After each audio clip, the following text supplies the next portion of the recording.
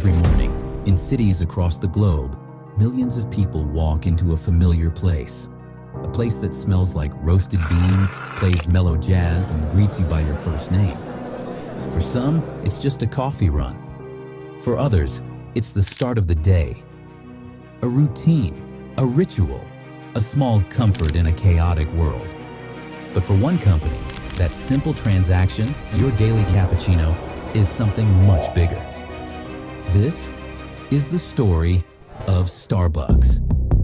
A coffee company that acts like a bank, thinks like a tech startup, and sells identity in a paper cup. Let's rewind. 3 men, a writer, a history teacher, and an English teacher, open a small shop in Pike Place Market. They sell high-quality coffee beans and brewing equipment. No espresso, no cozy seats, no baristas. It was a haven for coffee purists. They called it Starbucks, named after a character from Moby Dick. It stayed small for a decade until Howard Schultz entered the picture. Schultz joined as the company's marketing director. Everything changed after one business trip to Milan. There, he discovered Italy's espresso culture. Lively cafes, people gathering, conversations flowing, coffee as a social experience. It wasn't just a drink, it was a moment. He came back inspired and pitched a bold vision. Turned Starbucks into a community space, a third place between home and work. The original founders didn't agree, so Schultz left. He opened his own cafe chain. Il Giornale. It took off. By 1987, with investor support, Schultz returned and bought Starbucks for $3.8 million. And what he built next was more than a coffee shop. It was a lifestyle brand.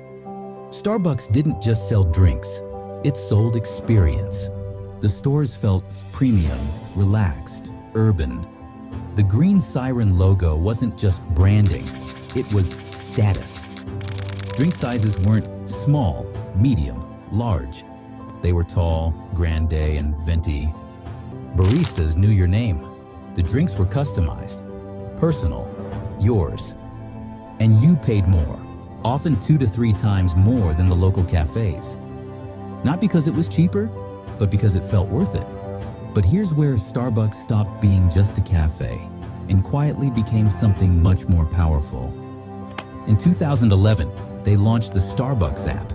It allowed users to preload money, order ahead, skip lines, and earn rewards. Most people thought, convenient. But under the surface, this move changed everything. Customers started loading cash into the app, not just to pay, but to have credit ready. By 2021, Starbucks held over $1.6 billion in customer funds, just sitting there, unspent. To put that in perspective, that's more stored value than many banks in the US. But Starbucks wasn't a bank, so they didn't pay you interest. They didn't follow the same regulations. And they didn't need to return your money unless you asked. It became free money, capital they could reinvest, earn interest on, or use for operations, all while you waited for your caramel macchiato. You weren't just a customer anymore. You were a lender, an unofficial investor, without even realizing it. And Starbucks kept going. Each holiday season, they sell millions of gift cards, birthday gifts, stocking stuffers, last-minute office presents. But here's the trick. A large percentage of those cards are never redeemed. It's called breakage.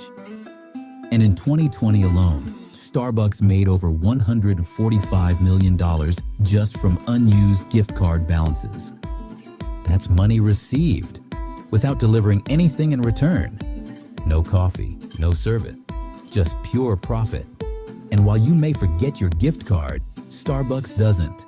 Every rupee, dollar, euro sitting unspent becomes part of a massive reserve called float that boosts their financial power.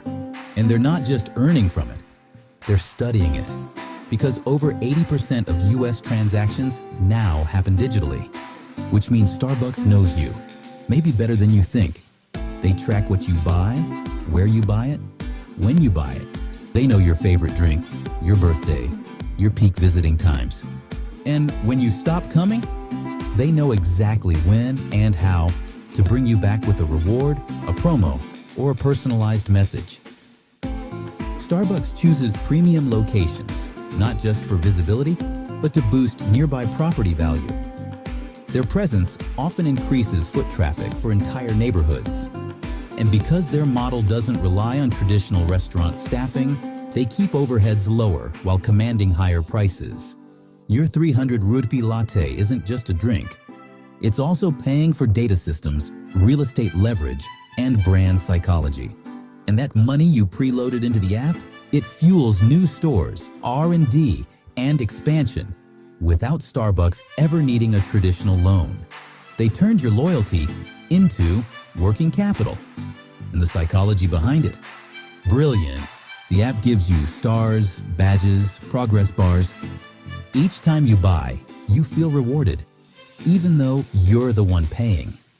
Spending starts to feel like a game. You forget it's real cash, because it doesn't feel like it anymore. By the time you realize you've spent 5,000 rupees, you're already chasing your next free drink. And Starbucks, they already won. Globally, Starbucks has expanded to over 80 countries. In places like Tokyo, Mumbai, Dubai, and London, it's more than coffee. It's a symbol. In developing markets, it signals status. In urban centers, it's your office, your meeting spot, your second home. To students, it's a study lounge. To remote workers, it's a daily workstation. To tourists, a safe, familiar brand abroad. Everything, the store design, the lighting, the music, even the smell, is engineered to make you feel calm, welcome, and just indulgent enough to return. So, what does this mean for us? How much is sitting in my Starbucks account? When did I last check? Do I really know how much I've spent? Because Starbucks made it easy to forget. While other companies fought for attention, Starbucks made itself invisible by becoming routine. You don't question it. You just go. So where does this end? What happens when a coffee company becomes your wallet? When it knows more about your spending habits than your bank does? Starbucks isn't just about caffeine anymore. It's about behavior. It's about tech. It's about the future of how we spend. In a world obsessed with disruption, Starbucks chose a different path.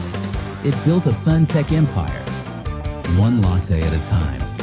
So next time you step into Starbucks, tap your phone and take that first sip. Just pause.